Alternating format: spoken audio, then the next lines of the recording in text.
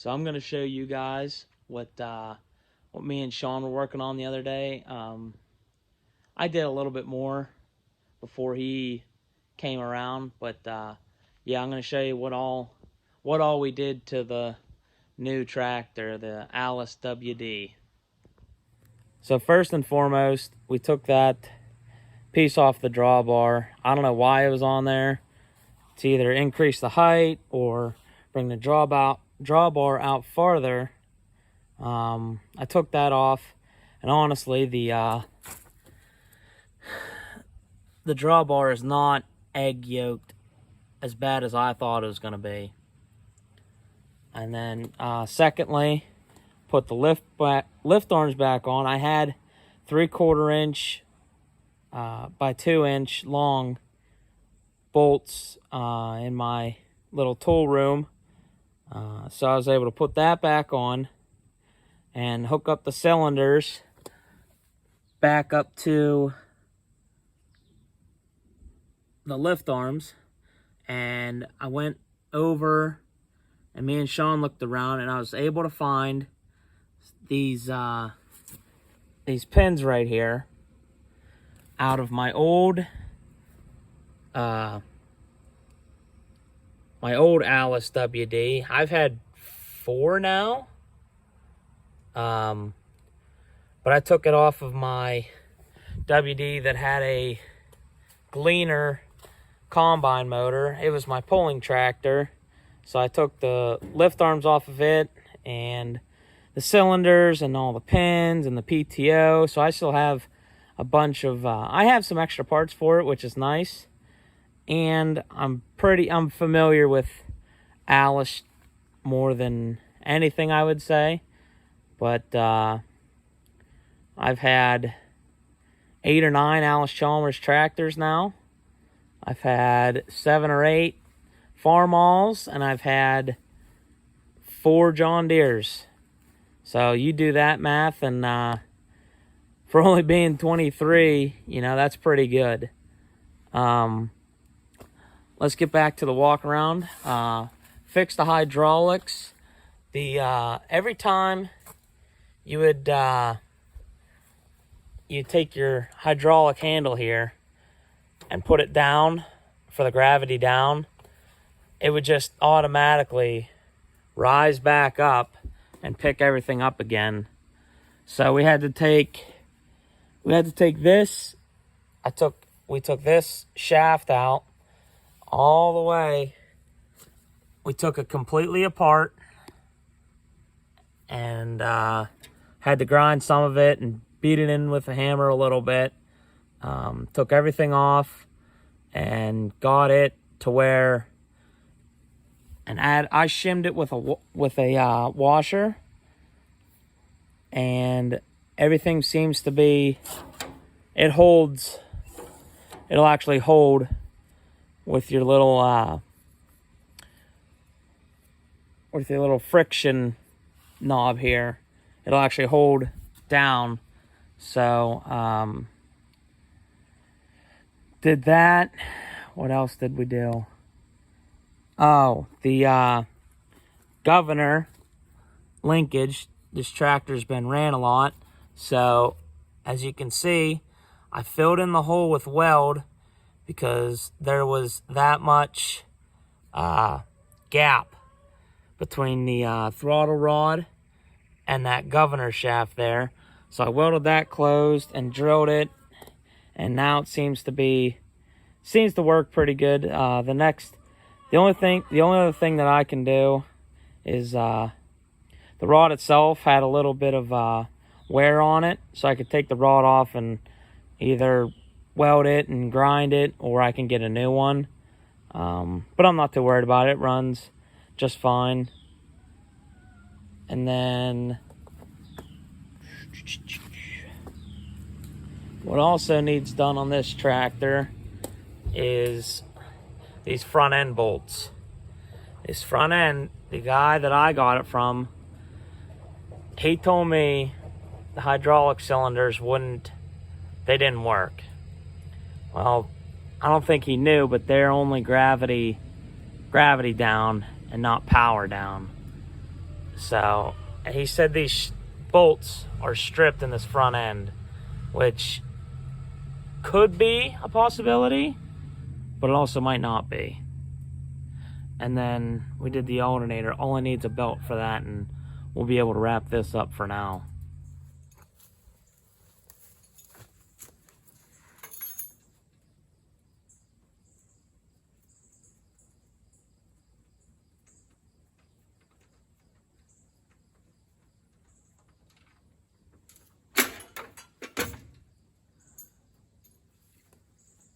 So what I'm doing now is taking the battery terminal off of the 350, the positive end, because I have a grounding strap. But the positive is starting to be corroded, and we had some problem with the battery. The battery was dead at the pool the other day, but I just charged it. It says 100%. Plugged it in, and I wiggled the positive terminal around a little bit, and it just won't light off like it should. So I'm putting a new one on. They're like, $5-6 from Tractor Supply. So that would be a lot nicer than a $100-some plus battery in this thing.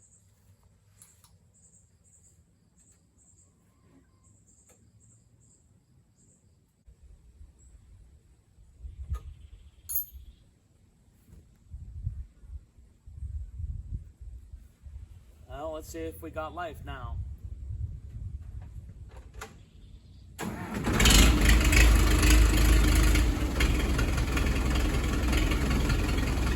Just fine. I'm glad that was only a $5 terminal.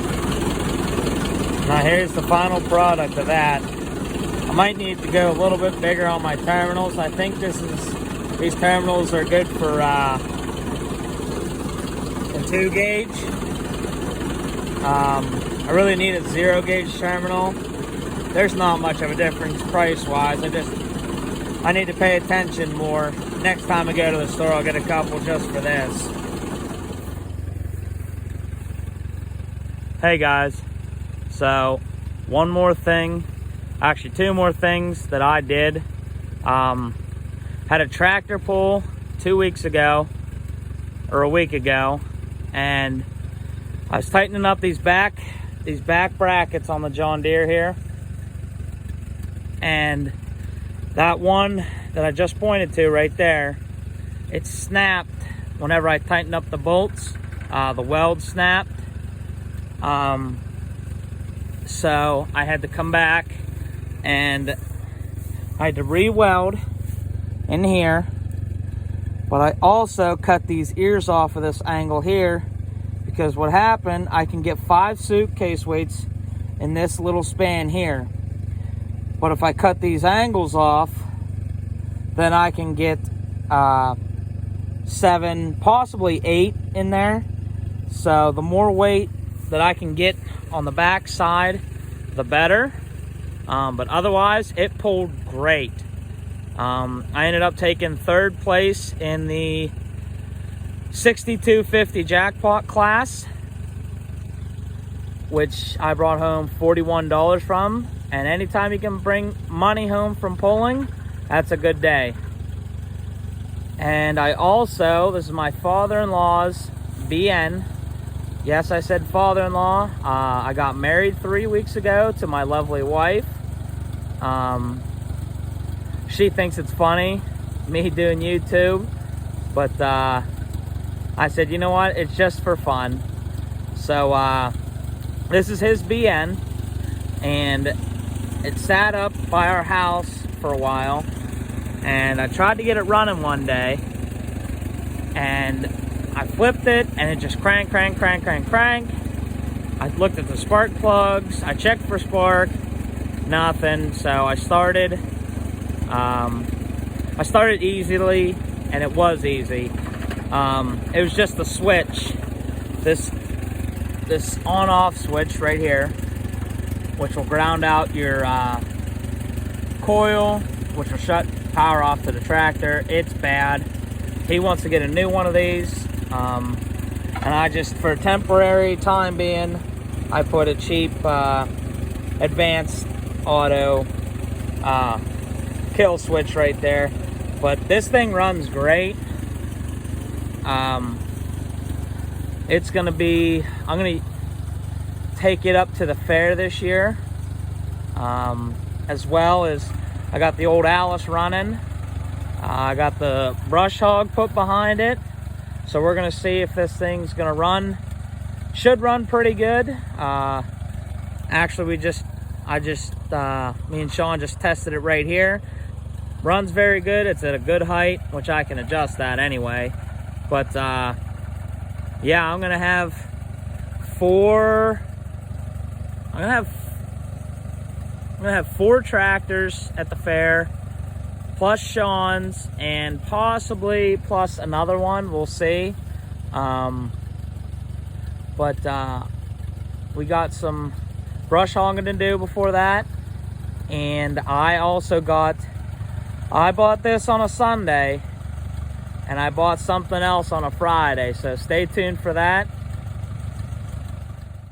So that's gonna be it for today, guys. Like I said, I'll have another video out here soon with some more new iron. So thanks for watching, and don't forget to hit like and subscribe.